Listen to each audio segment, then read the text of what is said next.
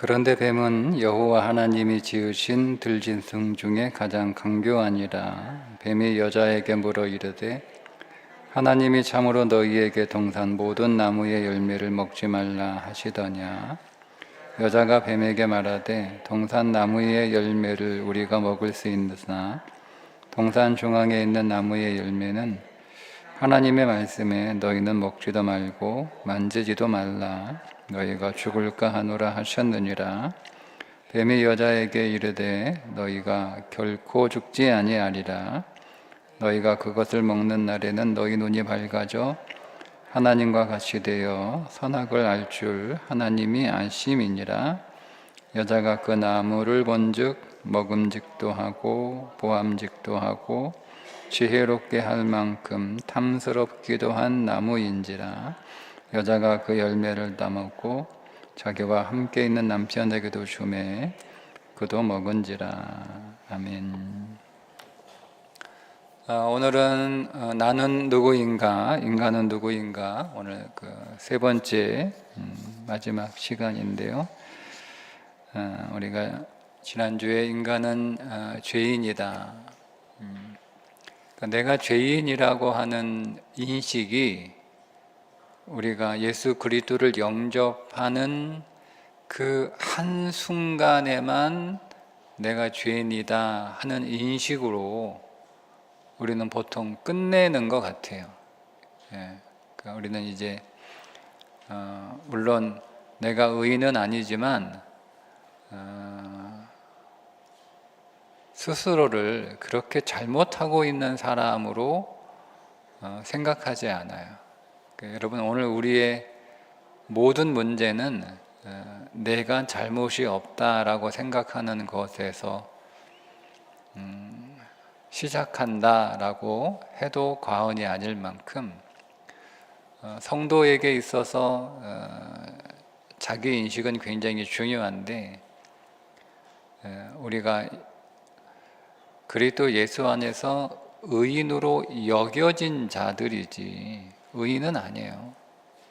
그러니까 우리는 오늘도 하나님 앞에서 죄인으로 살 수밖에 없는 자들이고, 내가 죄인이기 때문에 그래서 하나님이 필요하고 그 하나님을 의지할 수밖에 없어서 하나님을 찾는 자로 오늘을 살아간다라고 하는 이 분명한 자기 인식이 굉장히 중요합니다. 특별히 우리가 인간관계에서 내가 문제고 내가 잘못이고 라고 하는 그 인식을 여러분 갖는 것은 굉장히 중요합니다. 오늘은 그러면 이 죄가 우리에게 어떻게 들어왔느냐에 관한 내용인데, 인간의 범죄 과정이 이제 오늘 우리가 읽었던 창세기 3장 1절부터 6절에 자세하게 나와 있습니다. 인간의 범죄 과정의 첫 번째는 하나님의 말씀에 대한 불신이죠. 너희는 먹지도 말고 만지지도 말라 너희가 죽을까 하노라. 죽을까 하노라. 죽을지도 모른다가 아니잖아요. 진짜로 죽습니다. 그러니까 우리는 하나님의 말씀에 순종하지 않으면 죽을 수도 있다, 진짜 죽는다가 아니고 죽을 수도 있다 이렇게 생각하는 거예요. 내가 명백한 하나님의 말씀이 있는데 그 말씀대로 내가 살지 않아도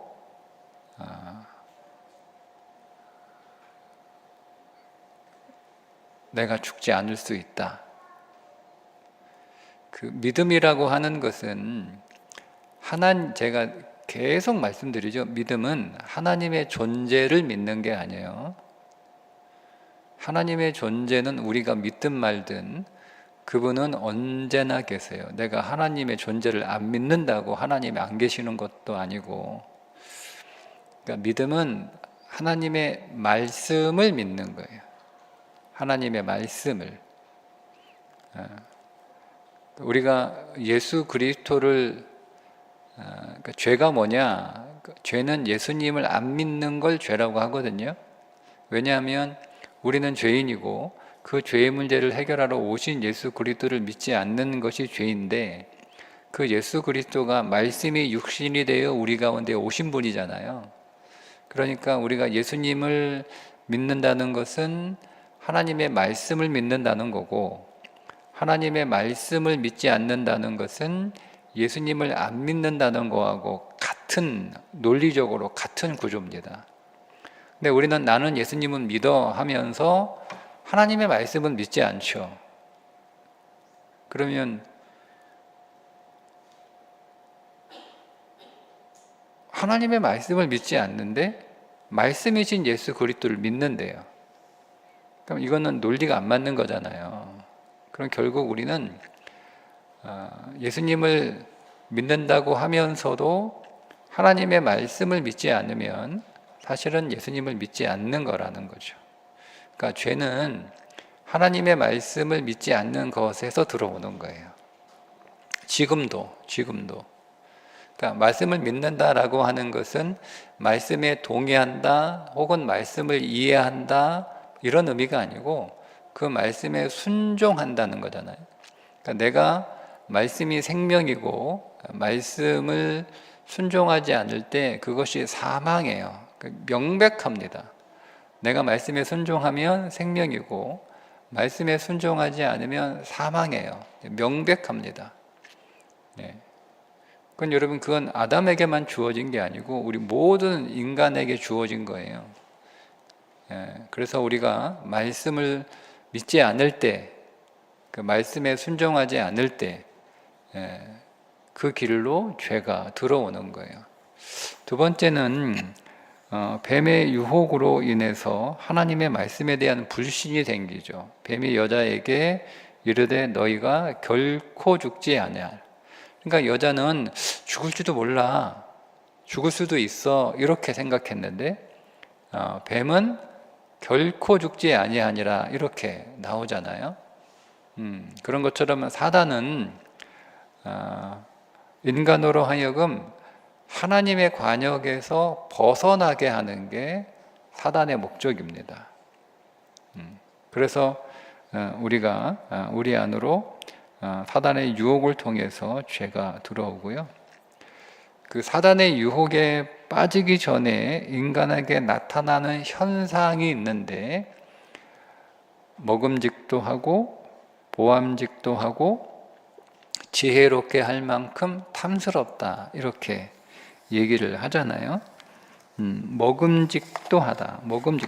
그러니까 우리 가운데 죄가 들어오는 세 가지 통로인 거예요. 하나는 먹는 문제, 또 하나는 입는 문제, 또 하나는 탐심의 문제.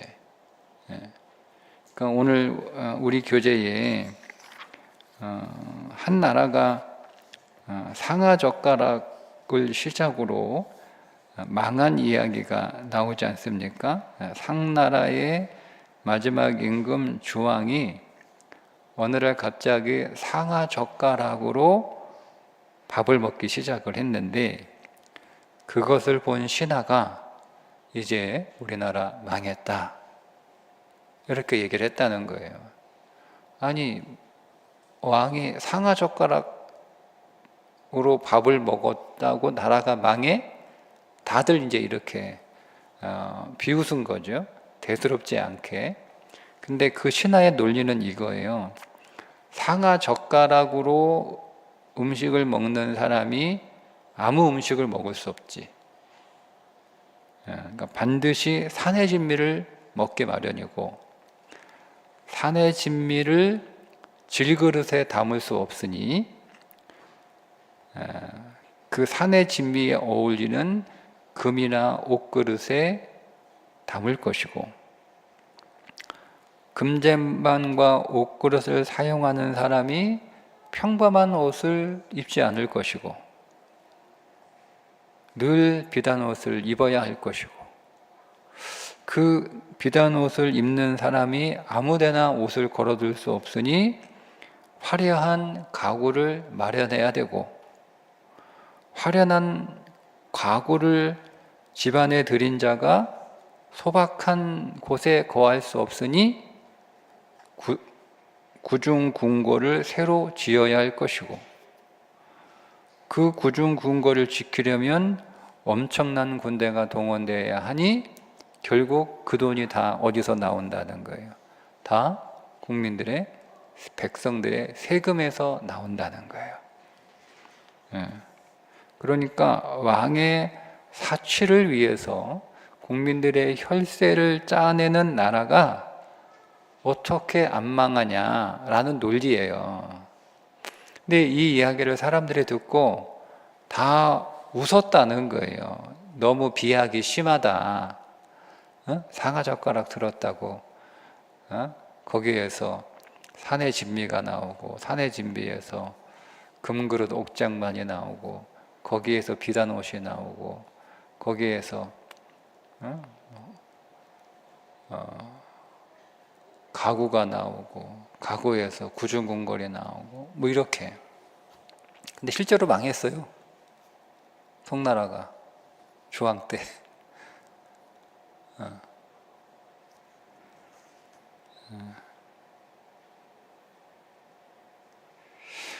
우리가, 저자는 이렇게 얘기를 하는데요. 우리가 음식을 먹을 때 이걸 내가 왜 먹어야 하는지, 무엇 때문에 먹어야 하는지를 생각하라는 거예요.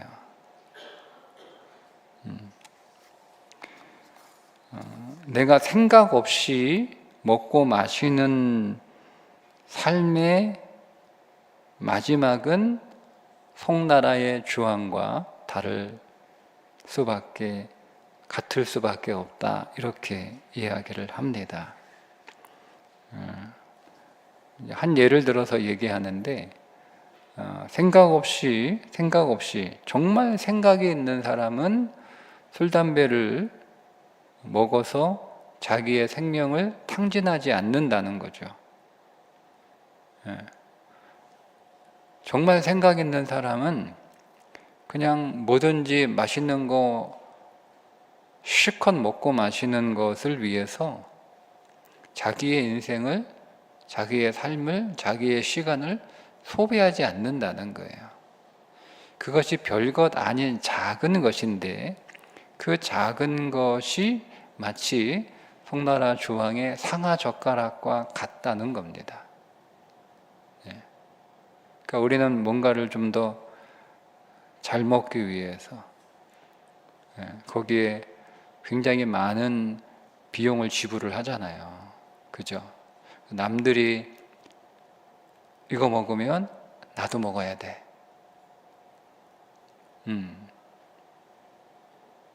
그런 문화가 지금 이렇게 우리 안에 흐르고 있는데, 그 다음에 이제 먹음직도 하고 보암직도 하고.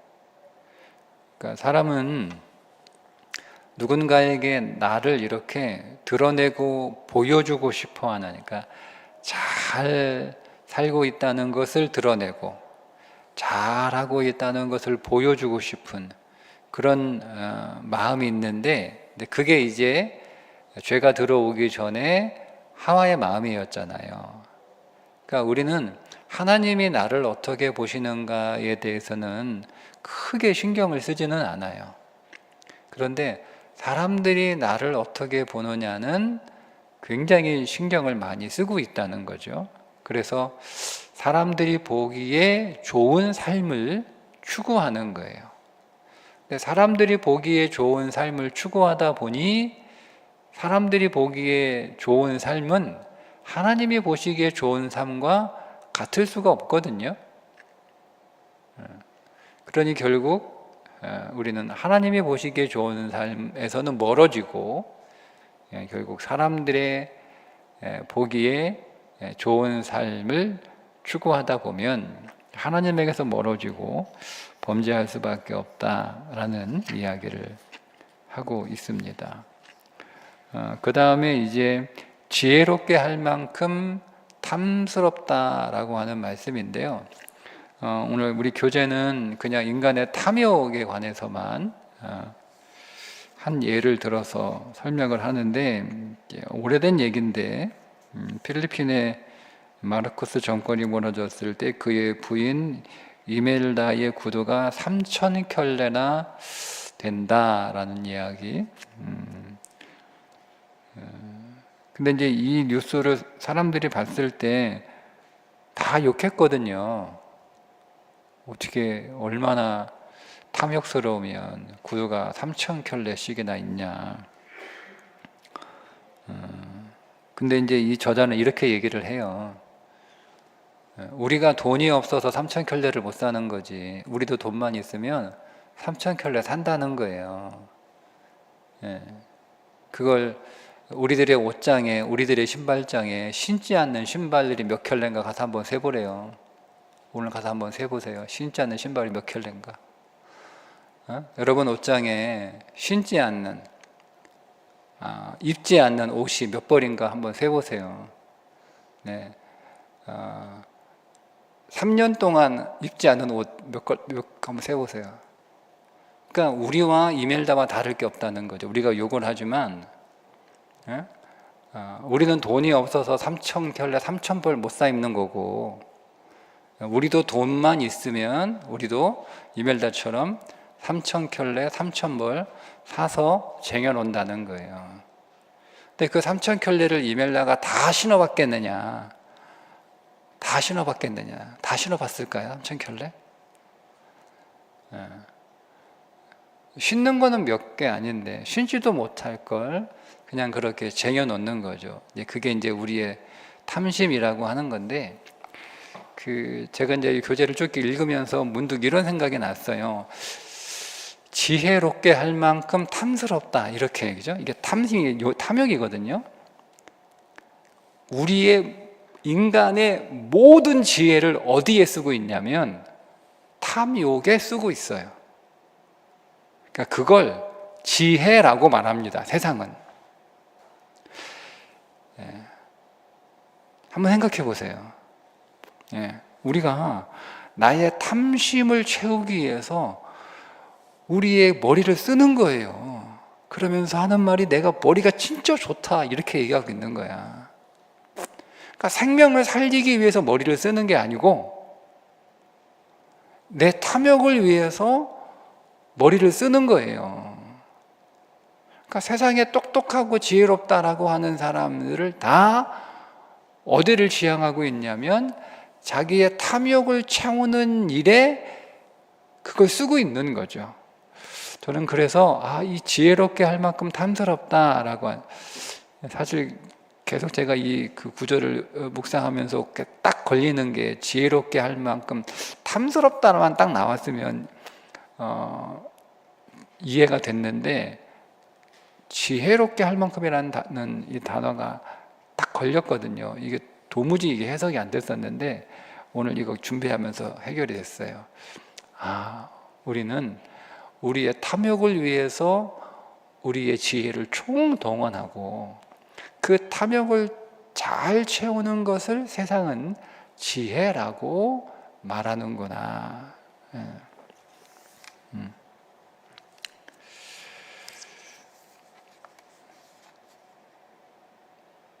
자, 이렇게 세 가지. 먹는 거, 남들에게 보여지는 거, 그 다음에 탐심, 이런 게 있었어요. 죄가 들어오기 전에. 자, 그렇게 그 통로를 통해서 죄가 들어온 거죠. 그 통로를 통해서 죄가 들어옵니다. 그러니까 지금도 우리에게 죄가 들어오는 통로가 세 가지가 있다는 거. 나의 배부름을 위해서, 그러니까 먹는 것은 인생의 즐거움이죠. 인생의 즐거움을 위해서 우리가 살다 보면 그 즐거움을 통해서 죄가 들어오는 거예요. 그러니까 모든 즐거움이죠. 감정의 즐거움, 육체의 즐거움, 모든 즐거움, 그러니까 쾌락이죠. 그러니까 쾌락을 통해서 죄가 들어오고, 이거 교재 없는 이야기예요. 제가 그냥 갑자기 생각이 나서 하는 얘기예요. 쾌락을 통해서 죄가 들어오죠. 남들에게 뭔가를 보여주기 위한 과시를 통해서 죄가 들어와요. 그리고 우리의 탐심.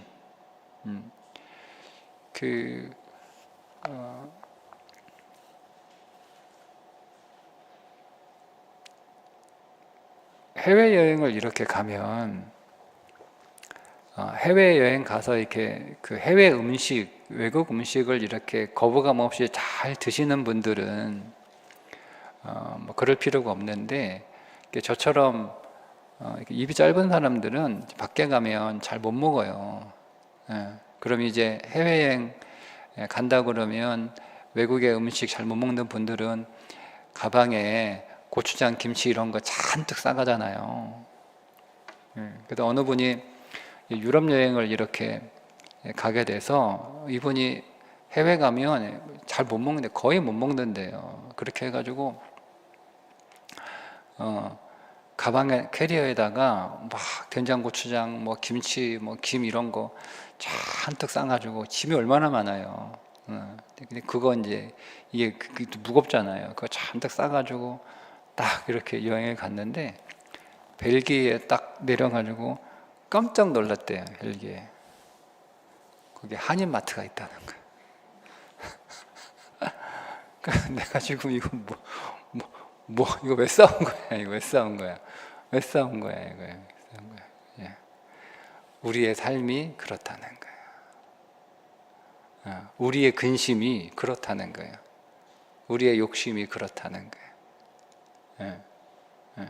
그게 탐심이에요. 그게 탐심. 예.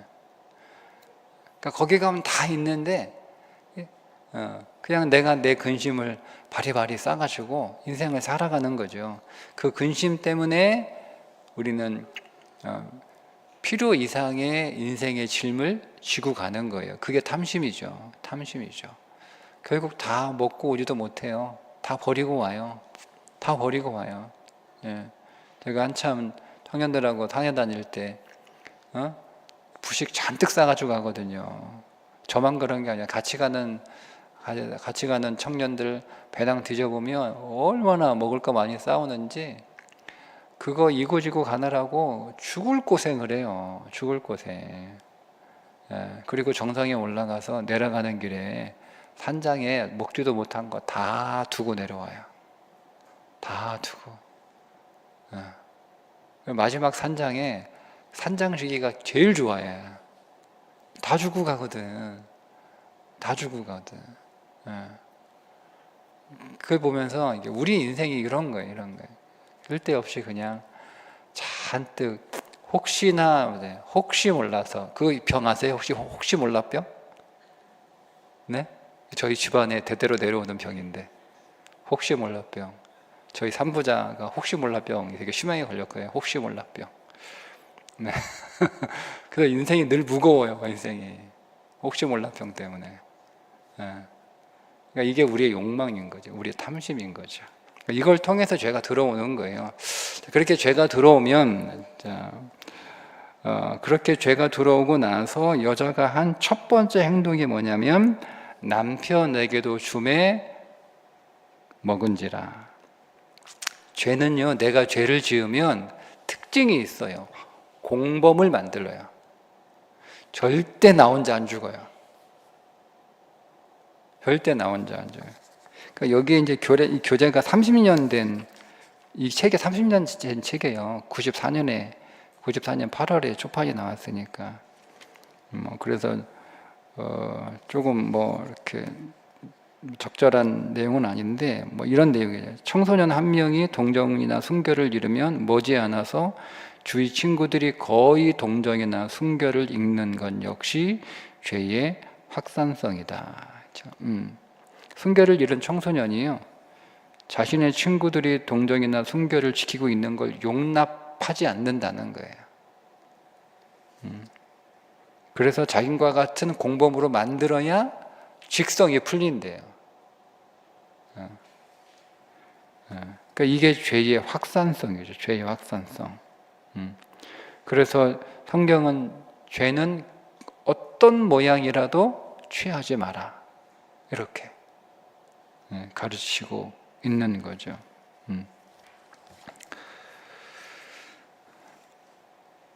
그리고 그 범죄의 결과는 로마서 5장 12절에 있는 말씀처럼 한 사람으로 말미암아 죄가 세상에 들어오고 죄로 말미암아 사망이 들어왔나니 이와 같이 모든 사람이 죄를 지었으므로 사망이 모든 사람에게 이르렀느니라. 죄의 삭은 사망이다. 그러니까 성경은 분명하게 반드시 죽으리라. 그죠? 하나님이 정하셨잖아요. 반드시 죽으리라. 그러니까 죄를 지으면 그 죄의 값은 사망이에요. 그러니까 사망으로만 죄의 값을 치를 수 있어요. 그래서 죄인은 죽을 수밖에 없어요. 죄는 사망을 가져옵니다. 그런데 로마서 남아있는 죄의 삭은 사망이다. 6장 23절에 죄의 삭은 사망이다 라고 할 때 그 삭이라고 하는 헬라어가 군인이 받는 봉급이라는 뜻이래요. 그러니까 군인이 목숨을 걸고 싸워서 받는 돈이 삭인 거죠. 그러니까 우리가 인생이 목숨을 걸고 평생 그렇게 살아서 얻는 삭이 죽음이라는 거예요. 이게 인생이라는 거죠.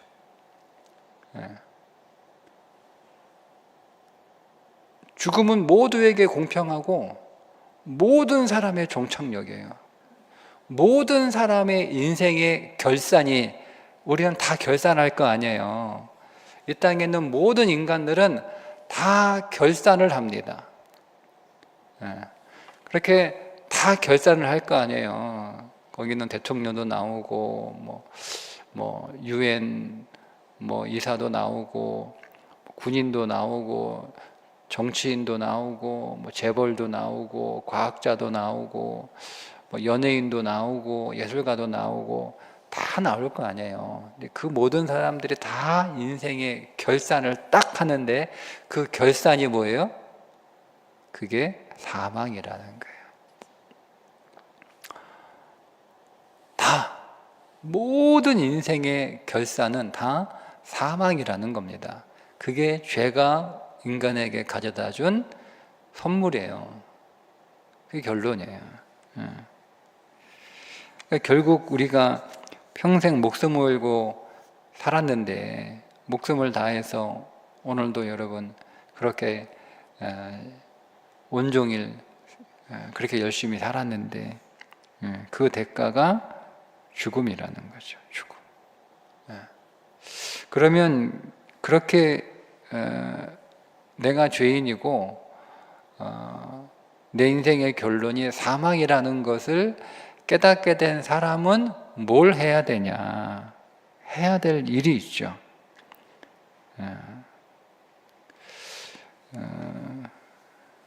창세기 4장 26절에 아벨이 죽고 그 아벨 대신에 셋이죠. 그게 이름 비슷해요. 셋, 다시라고 하는, 다시 세팅해주다 비슷하죠? 셋이라고 하는 히브리어와 그 의미가 비슷해요. 다시 세팅해준 거예요. 그게 셋이에요. 그러니까 아담에게는 셋째 아들인 거죠. 그 셋이 결혼을 해서 아들을 낳았어요. 그 셋이 결혼해서 그 아들을 낳았는데 그 아들의 이름을 에노스라고 이름을 지었어요. 그런데 에노스라 하였으며 그때의 사람들이 비로소 여호와의 이름을 불렀더라. 이렇게 말씀하고 있습니다. 그러니까 사람이 언제 여호와의 이름을, 하나님의 이름을 불렀냐면, 언제 하나님을 찾았냐면 내가 에노스라고 하는 사실을 깨닫게 되었을 때, 에노스가 죽을 수밖에 없는 존재라는 뜻이거든요. 아, 내가 죽는구나. 아, 내가 죽는구나. 내 인생의 결산이 사망이구나. 라는 것을 깨달을 때, 그때 비로소 사람은 하나님을 찾는다는 거예요. 네. 사람은. 그 전까지는 자기가 죽는다는 사실을 알면서도 자기에는 죽음이 찾아오지 않을 것이라고 생각을 하기 때문에 그렇습니다. 우리 다 죽는 거 알잖아요. 여기 아무도 나는 영생 불사한다라고 생각하는 사람 한 사람도 없잖아요. 때가 되면 우리는 다 죽는다는 거 다 아는데, 근데 그 죽음이 나하고는 상관없다라고 생각하며 살아요. 그러다가 셋이 죽음을 목격한 거예요. 그래서 그 아들의 이름을 에노스, 꼭 기억해. 사람은 죽을 수밖에 없는 존재야. 반드시 죽어. 잊지 않으려고 계속 부르는 거잖아요. 아들 이름을 계속 부르는 거잖아요. 에노스, 에노스, 에노스. 무슨 얘기예요? 우리는 그냥 히브리어니까 그냥 이름처럼 들리지만 죽을 수밖에 없는 놈, 죽을 수밖에 없는 애, 결국 죽는 아이야, 이렇게 부르는 거잖아요. 네? 그럼 이게 무슨 얘기예요? 셋은 자기도 그거를 잊지 않고 기억하려고 했을 뿐만 아니라 그 자녀에게 뭘 가르쳐 준 거예요? 너는 죽을 수밖에 없는 존재라는 거예요. 그러니까 뭐예요? 하나님을 찾으라는 거예요. 하나님을 찾는 거예요. 이게 전도서예요. 제가 지금 또 생각났는데요. 전도서를 석자를 줄이면 에노스예요. 에노스. 전도서 전체의 내용을. 그래서 처음에 뭐예요? 헛되고 헛되다 시작을 하잖아요. 그죠? 그 다음에 맨 마지막이 뭐예요? 창조주 하나님을 찾으라는 거예요. 그게 어쩌면 셋이 그의 아들 에노스에게 하는 인생의 교훈이 아닌가, 저는 그런 생각이 잠깐 드네요. 자, 그래서 그럼 우리는 어떻게 해야 됩니까? 내가 정말 에노스라고 하는 것을 정말 깨닫고 그걸 내가 인정한다면 그렇다면 지금부터 우리가 해야 할 일은 창세기 4장 26절에 있는 말씀처럼 여호와의 이름을 부르는 거예요. 여호와의 이름을 부르는 거예요. 여러분, 우리가 온종일 뭘 불렀나요? 우리가 뭘 온종일 불렀나요? 한번 여러분은 오늘 온종일 뭘 부르셨습니까? 뭘 부르셨나요? 우리가 부른 거. 뭘 불렀나요? 근데 우리가 항상 불러야 될 것이 있어요. 그게 여호와의 이름이에요. 사람은 계속 하나님을 찾아야 되는 거예요. 그래야 그에게 소망이 있는 거예요. 하나님의 이름을 부른다라고 하는 것은 하나님을 찾는 건데, 하나님을 찾는다라고 하는 것은 우리가 처음 나는 누구인가를 시작했을 때 사람에게 주어진 4개의 관역이 있죠. 생명의 삶, 사랑의 삶, 정직한 삶, 섬김의 도구의 섬김의 삶. 그 관역을 맞추는 삶을 살아가는 거예요. 그냥 의미 없이 주여 주여 이렇게 하는 인생이 아니고, 내가 주의 이름을 부르고 내가 주님을 찾는 것은 생명의, 내가 관역을 맞춰야 될 생명의 삶을, 사랑의 삶을, 정직의 삶을, 또 도구되는 섬김의 삶을 추구하는 거죠. 그걸 위해서 하나님을 찾는 거예요. 왜? 그 삶을 살게 해주실 수 있는 분은 하나님밖에 없기 때문에, 내가 스스로 아무리 노력을 한다고 해도 생명의 삶을 살 수 없고, 내가 노력한다고 해도 사랑의 삶을 살 수 없어요. 내가 노력한다고 정직한 삶 살 수 없어요. 내가 노력한다고 우리가 도구가 되는 섬김의 삶 살 수 없어요. 그래서 하나님을 찾는 거예요.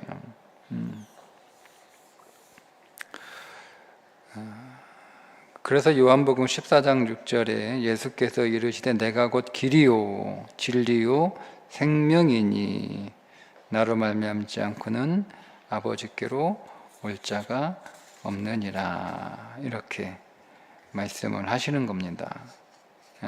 그분이 길이니까 생명의 삶으로, 사랑의 삶으로, 정직의 삶으로, 도구된 삶으로 갈 수 있는 길이니까 우리는 그분을 찾을 수밖에 없다라는 거예요. 결론입니다. 주님이 오늘 우리를 찾으러 오실 때 의인을 찾으러 오신 것이 아니고 죄인을 찾으러 오셨다라고 말씀하는 것처럼 내가 죄인이 뭐예요? 죄인은요, 이렇게 여러분 정의하시면 돼요. 마지막에 죄를 많이 지은 사람이 죄인이 아니고 주님이 없으면 안 되는 사람이 죄인이에요. 주님이 없으면 안 되는 사람. 나는 죄인이에요 라고 하는 건 내가 죄를 많이 졌어요, 내가 잘못을 많이 했어요, 이런 의미가 아니고 나는 주님 없이는 못 살아요, 나는 주님밖에 몰라요, 나는 주님만 필요해요, 그런 의미예요. 그래서 우리는 항상 하나님 앞에 주님, 나는 죄인입니다 라는 것이 내가 오늘도 주님 없이 말씀을 벗어난, 관역을 벗어난 삶을 살았던 사람이고, 그런 자신을 인정하고, 그래서 나는 주님이 필요합니다, 이렇게 고백하는 거죠. 오늘 저와 여러분이 항상 오직 주님을 찾고 주님을 원하고 또 주님이 걸으신 그 길을 잘 따라가서 우리에게 주어진 인생의 관역을 잘 맞추는 믿음의 승리자가 되시기를 주님의 이름으로 축복합니다. 기도하겠습니다. 하나님, 오늘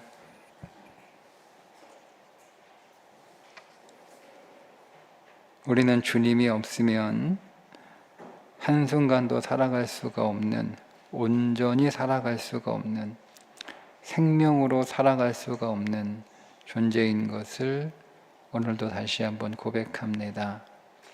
하나님, 죄가 들어오는 통로를 잘 기억하게 하셔서 그 통로로 죄가 들어오지 않도록 성령 안에서 말씀으로 우리를 늘 지켜주시고,